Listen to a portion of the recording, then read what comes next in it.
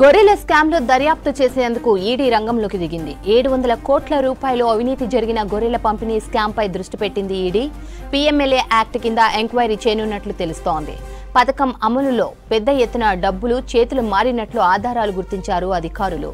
Scheme కు సంబంధించిన పూర్తి వివరాలు అందించాలని పశుసంవర్ధక శాఖ అధికారులకు లేఖ పంపింది ఈడీ. గొర్రెల పంపిణీలో జరిగిన స్కామ్ గురించి విచారించి ఏసీబీ అధికారులకు మాజీ ఎండీ రామచందర్ నాయక్, ఓఎస్డీ కళ్యాణ్ కుమార్ సహకరించలేదు. 3 రోజుల కస్టడీ విచారణ పూర్తి కావడంతో వారిని తిరిగి చెంచల్గూడ జైలుకు పంపించారు అధికారులు. మరిన్ని డీటెయిల్స్ రత్నకుమార్ అందిస్తారు. రత్నకుమార్, గొర్రెల స్కామ్ విచారణ అప్డేట్స్ ఏంటి? సృష్టించినటువంటి గొర్రెల స్కామ్లో ఇప్పటికే ఏసీబీ అధికారులు పలువురు నిందితులను గుర్తించారు. దాదాపు 10 మందిని గుర్తించి ఇందులో ఇప్పటికే 6గురిని అరెస్ట్ చేయడం జరిగింది. ముఖ్యంగా ఇందులో ప్రధాన పాత్రదారులైనటువంటి అప్పుడు మాజీ ఎండీగా ఉన్నటువంటి రామచందర్ నాయక్, అలాగే ఓఎస్డీ తలసానికి ఓఎస్డీగా వ్యవహరించినటువంటి కళ్యాణ్ కుమార్, వీళ్ళని అరెస్ట్ చేసి 3 రోజుల పాటు కస్టడీకి తీసుకొని ఇందులో అనేక కీలక విషయాలను కూడా వాళ్ళ నుంచి రాబట్టేటువంటి ప్రయత్నం చేసింది. ఎందుకంటే మొదట 2,10,00,000 రూపాయల వరకు స్కామ్ జరిగిందని భావించిన ఏసీబీ వీళ్ళని విచారించినటువంటి ఆ సందర్భంలోనే అరెస్ట్ చేసిన ఆ సమయంలో దాదాపు 700 కోట్ల రూపాయల స్కామ్ జరిగినట్లు కూడా పలు ఆధారాలను కూడా సేకరించడం జరిగింది. ఆధారాలు సేకరించి వీటన్నిటికీ సంబంధించి అసలు సూత్రధారులు ఎవరు, దీని అనుకున్నటువంటి కీలక నేతలు ఎవరు, ముఖ్యంగా ఈ యొక్క స్కామ్లో కీ రోల్ ప్లే చేసినటువంటి వ్యక్తులు ఎవరు అనేటువంటి ఇన్ఫర్మేషన్ కూడా ఈ ఇద్దరు నుంచి తెలుసుకునేటువంటి ప్రయత్నం చేసింది. కానీ ఇద్దరు కూడా 3 రోజుల పాటు జరిగినటువంటి ఏసీబీ ఆ యొక్క కస్టడీ విచారణలో నోరు మెదపలేదనే తెలుస్తోంది.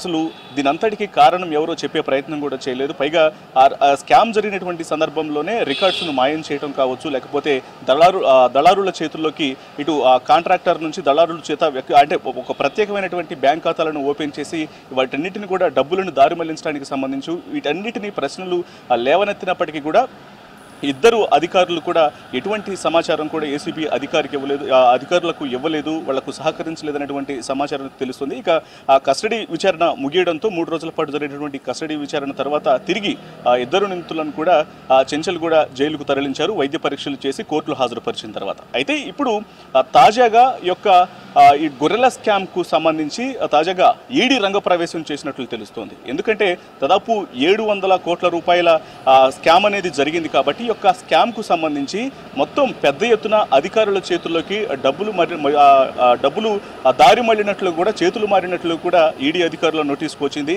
ఇందులో భాగంగానే పీఎంఎల్ఏ యాక్ట్ కింద ఈ యొక్క స్కామ్ను విచారించేటువంటి అవకాశాలు అయితే కనిపిస్తున్నాయి. ఎందుకంటే ప్రివెన్షన్ ఆఫ్ మనీ లాండరింగ్కు సంబంధించి మొత్తం ఇందులో కొన్ని కోట్ల రూపాయల లావాదేవీలు జరిగాయి, మొత్తం భారీ ఎత్తున కూడా అక్రమాలు జరిగినట్లు కూడా ఈడీ అధికారులకు దృష్టికి వచ్చినట్లు తెలుస్తోంది. ఇందులో భాగంగానే పీఎంఎల్ఏ యాక్ట్ కింద విచారణకు రంగం సిద్ధం చేసినట్లు కూడా తెలుస్తోంది ఈడీ అధికారులు. ఇందులో భాగంగానే ఇప్పటికే పశుసంవర్ధక శాఖకు సంబంధించినటువంటి అధికారులకు ఒక లేఖను కూడా ఈడీ అధికారులు రాశారు.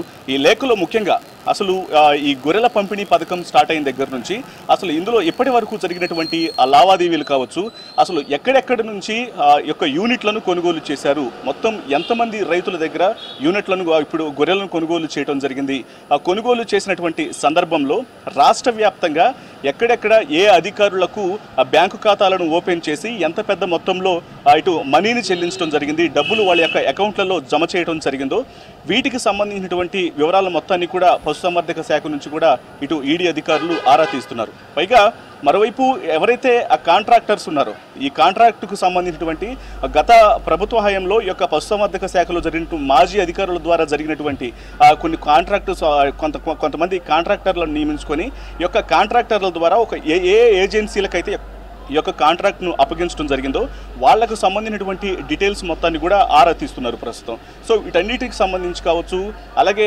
మరోవైపు మొత్తం జరిగినటువంటి లావాదేవీలకు సంబంధించి కూడా పూర్తిగా అటు ఈడీ అధికారులు ఇటు పశుసంవర్ధక శాఖకు సంబంధించి అలాగే ఈ గొర్రెలు మేకల పెంపకానికి సంబంధించినటువంటి ప్రస్తుత ఎండీలకు ఒక లేఖ రాసి దీని తాలూకు పూర్తి ఆధారాలను అయితే రాబడుతున్నటువంటి పరిస్థితి ఉంది.